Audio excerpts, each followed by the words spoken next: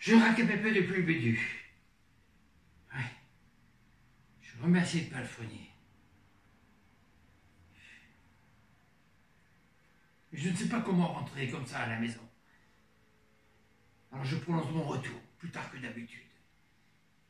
Moi qui ne vais jamais au café du Haras, ah ben j'y vais. Entraîné que je suis. J'arrive pas à en sortir. Il y a Roxane qui a prévu une sortie d'extérieur. Je vous dis pas ce que ça a fait dans l'ambiance. Un gros orage conjugal. Ça déménage en couple. Ouais. Du coup, je me réfugie auprès de Prisco. Mais je veux pas lui dire non plus. Je veux pas qu'il devienne triste. Eh ben, vous me croirez si vous le voulez. Hein. Alors que je lui arrange son sabre droit, d'un coup de tête, il me propulse en avant.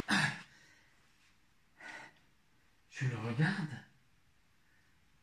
ses yeux tristes, mais empreints d'une très grande douceur, me disent « Pas la peine de me cacher des choses, je sais tout. » Hein? Ouais. Du coup, des soucis d'argent qui ne cessent de se tasser les uns sur les autres. Il faut serrer la ceinture. Il freiner les cas de faire les dépenses. Roxane vit de plus en plus mal la situation. Non mais, je vais à Pôle emploi tous les jours. Je vais retrouver un travail. Mieux que le précédent même. J'en feuillette des catalogues d'offres d'emploi de palefrenier. Ouais, enfin. C'est ce que Roxane veut entendre. En fait, c'est surtout au café du Haras que j'y vais. Ben comment y croire, hein? Si je suis licencié, c'est parce que je ne fais pas assez dans les performances, que je ne prends pas assez dans les initiatives, que j'atteins pas les objectifs. Voilà. Bon, et comment, hein, dans un tel état d'esprit, comment trouver un nouvel emploi? Et pas le palefrenier. Et pourtant, j'en ai fait des stages, hein, escladrerie professionnelle. Ouais. Ouais, que faire? Non, il était bien cette pièce. Si je pouvais retrouver la fée. Ouais, je me dis, et si je faisais un prêt? De ces prêts qu'on dit quelque chose comme revolving. Ben, j'en ai parlé à Maurice. Il m'a dit, je crois pas que ce soit bon pour toi, ça. Non. Ça me fait trop penser à un revolver. Et il est plein de bon sens, Maurice. Ouais.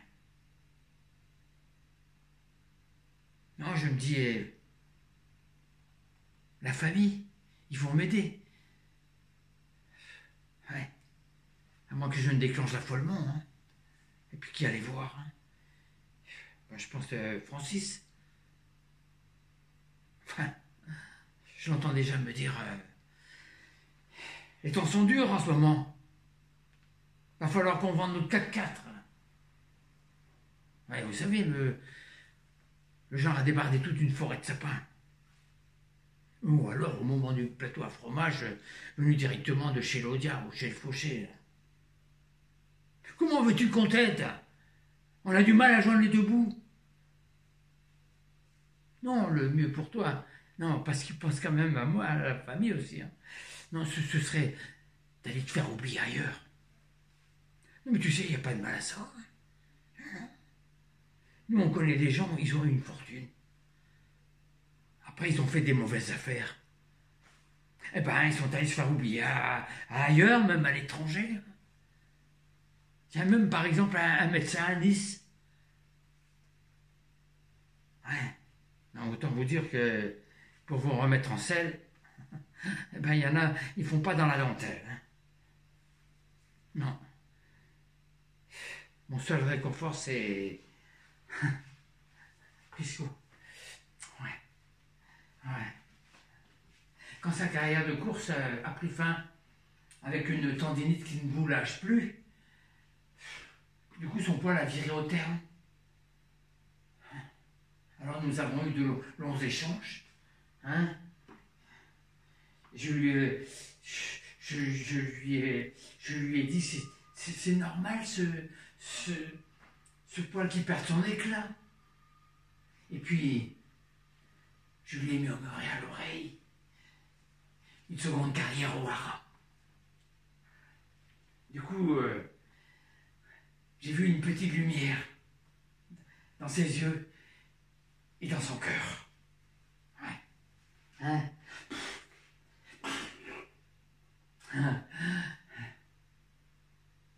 Un jour, je rencontre un oncle. Ah oui, quoi, l'oncle? Eh bien, vous le saurez au prochain épisode.